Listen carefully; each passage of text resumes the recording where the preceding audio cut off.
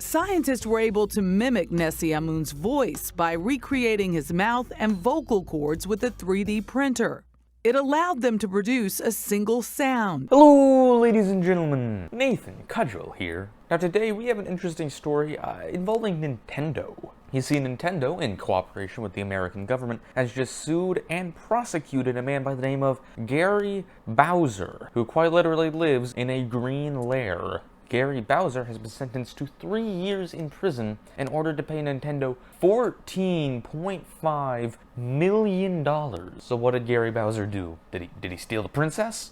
No, in fact, he barely did anything. You see, Gary Bowser worked for a kinda legal, kinda not, mostly not, piracy team called Team Executor. They have a business of selling paraphernalia you can plug into video game consoles to basically jailbreak them or hack them. They start off in 2001 by selling stuff you could plug into original Xbox consoles and play pirated games, and they've basically stuck with doing that same thing ever since then. What's gotten them in such hot water, though, is the selling of their equipment SXOS, a custom software that, when combined with a device plugged into a Nintendo Switch, you can play pirated Nintendo Switch games, in return for paying Executor for the software to play said pirated games. So basically, giving money to pirates to play pirated games. It doesn't say here how much you had to pay for the software, but let's just assume $50, $100, and you get thousands of dollars worth of games, presumably.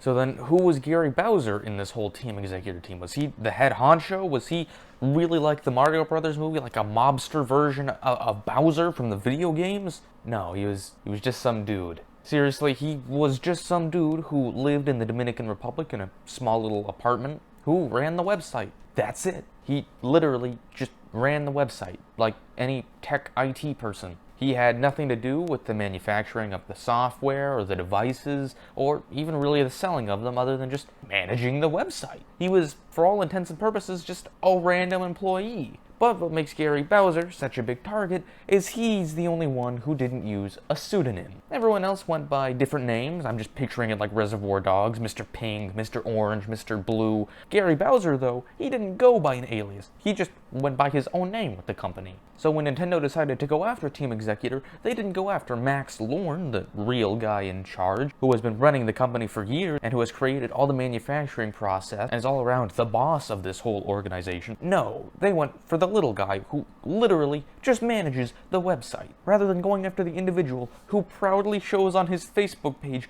traveling around the world visiting waterfalls. They didn't go after him. They went after the guy who lives in a small Dominican Republic apartment with a fridge, a desk, and that's about it. As for why Gary Bowser didn't use an alias, his own lawyers assert that he was used by Lorne. Bowser's lawyers wrote in a court filing that Mr. Bowser was used by Max Lorne and explained that Bowser lived a simple life and did not make much money from the enterprise. Unlike other unindicted conspirators, Bowser was not a part of Lorne's social life, which included lavish vacations and parties, they wrote, entering apartments of his photo as evidence of this. Unlike Lorne's lifestyle, Mr. Bowser lived a modest life in a modest apartment. It then goes on to specify how little money Bowser really made from all this, only $500 to $1,000 a month to manage the website. They also managed he earned a little bit from the advertisements on the website. That's it. So basically, the guy really in charge of all of this, Lorne, gets to go off scot-free in his 5-star hotels and taking photos under waterfalls, while this poor guy, Gary Bowser, has to give 3.5 years of his life to the federal government and $14.5 million to Nintendo. $14.5 million from a guy whose net worth has probably never exceeded $100,000 to Nintendo, a multi-billion-dollar company, all from a guy who did nothing but manage a website. As for what's going to happen to Lorne, it's unknown. He's been charged with stuff, just like Gary Bowser, although what's going to happen with him, will he be prosecuted to the same degree as Gary Bowser? We don't know, but for right now, the only person who's seeing any consequences from any of this is the poor IT guy. And that's kind of messed up. Guess you could say Nintendo really did say, "So long, gay Bowser."